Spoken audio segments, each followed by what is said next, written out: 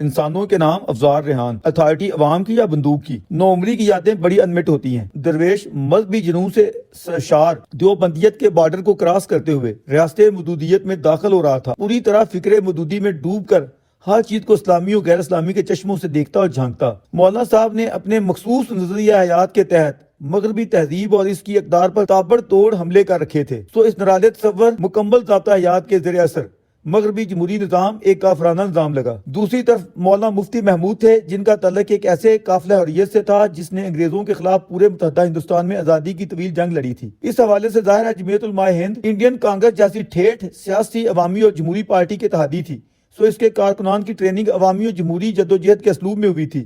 یہ ڈرائنگ روموں کے نہیں گلی کوچوں کے لوگ تھے۔ مولانا محمود الحسن اسیر مالٹا، مولانا حسین احمد مدنی جیسی قد اور بڑی شخصیات کے سیاسی شعور اور وزڈم سے کوئی بھی باخبر شخص کیسے انکار کر سکتا ہے؟ ہم سب یہ بھی جانتے ہیں کہ علامہ اقبال اور مولانا مدنی کے درمیان قوم اوطان سے بنتی ہیں جیسے اساس ایشو پر طویل مباحثہ بھی ہوا تھا۔ درویش اعتراف عظمت میں سچائی کو تسلیم کرتے ہوئے اس لمحے کو یاد کرتا ہے جب انہی علامہ اقبال کے فرزند جسٹس ڈاکٹر جوید اقبال نے اپنے والد مرحوم کے نام جو دوسرا خط ارسال کیا تو درویش کو اپنے گھر بلا کر تنقیدی جائزے کے لیے دکھایا۔ یہ خط ان کی آپ بیتی اپنا گریباں چاک میں موجود ہے اور مولانا مدنی کی سچائی پر حرف آخر ہے۔ جب جنرل ضیاء الحق کا اسلامی ماشاءاللہ لگا تو نچیز اس بس منظر کی فکری کشمکش سے گزر رہا تھا۔ مودودی صاحب کا ڈھیلا ہوا مذہبی جنون تھا کہ تھمنے کا نام نہیں لے رہا تھا۔ جہاں بظاہر جمہوریت کا نام اور مطالبہ بھی موجود تھا لیکن اندر خانے اس کی جڑیں کاٹنا فریضہ دینی۔ دوسری طرف مفتی محمود جیسا سکہ بند جمہوری لیڈر تھا جس نے اگر سویلین آمریت کے خلاف طویل جدوجہد کی تھی تو عسکری آمریت کے خلاف بھی وہ طبلِ جنگ بجا رہا تھا اور تحریک بحالی جمہوریت MRD کے لیے بےتاب تھا۔ مفتی صاحب سے تعلق اور محبت کی طویل داستان تھی۔ بہرحال ان حالات میں مفتی صاحب کے نام ایک بھرپور خط تحریر کیا جو آج بھی محفوظ ہے کہ مفتی صاحب آپ کو کیا ہو گیا ہے؟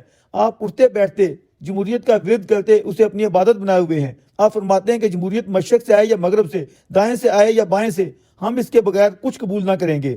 آپ اسلامائزیشن کا حصہ کیوں نہیں بنتے ہیں وغیرہ۔ انہی مفتی محمود کے فرزند مولانا فضل الرحمان کی حیدرآباد میں تقریر سنتے ہوئے ابھر رہی تھیں جو طاقتوروں سے کہہ رہے تھے کہ ماضی میں غلطیاں آپ سے بھی ہوئی ہیں، ان کو مان کر قوم سے معافی مانگنی پڑے گی۔ مجھے یہ باتیں بھلی لگتی ہیں جب ہمارے ملک کی اسٹیبلشمنٹ کہتی ہے کہ ہمارا سیاست سے کوئی تعلق نہیں، ہمیں اس میں نہ گھسیٹا جائے۔ ہم کب چاہتے ہیں کہ ہماری اسٹیبلشمنٹ سیاست میں ملوث ہو؟ ہم کب چاہتے ہیں کہ وہ دفاع کے علاوہ کوئی اور کردار ادا کرے؟ لیکن کیا کریں، غلطیاں ہوئی ہیں اور یہ غلطیاں ماننا پڑیں گی اور قوم سے معافی مانگنا پڑے گی، اس کے علاوہ کوئی راستہ نہیں ہے۔ میں پوچھتا ہوں اگر آپ نے نتائج تبدیل نہیں کیے تو آپ نے اسی رات کیوں کہا کہ وَتُعِزُّ مَن تَشَاءُ وَتُذِلُّ مَن تَشَاءُ؟ آپ نے عزت و ذلت کے حوالے سے ان کو مبارکباد دی۔ مجھے حیرت ہوئی جب کہا گیا کہ ہم نے تو دشمن کو شکست دی ہے۔ یہ کون سے دشمن تھے؟ اس ملک کے عوام؟ انتخابات کسی اور نے جیتے ہیں تو آپ فتح کا اعلان کیوں کر رہے تھے اور پھر کہتے ہیں کہ ہمارا اس کامیابی کے ساتھ کوئی تعلق نہیں؟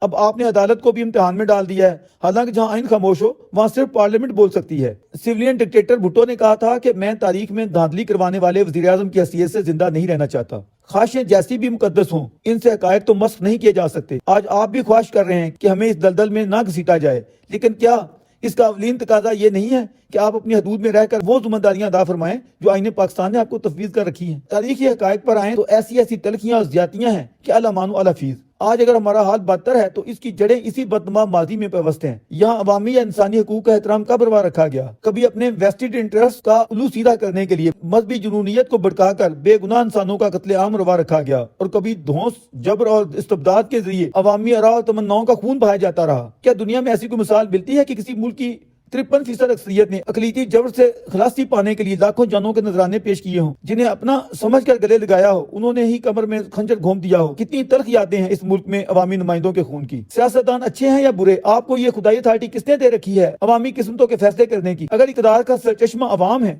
اور منتخب پارلیمنٹ عوامی امنگوں کا ترجمان ادارہ ہے تو کسی بھی شخص یا محکمے کو یہ حق پہنچتا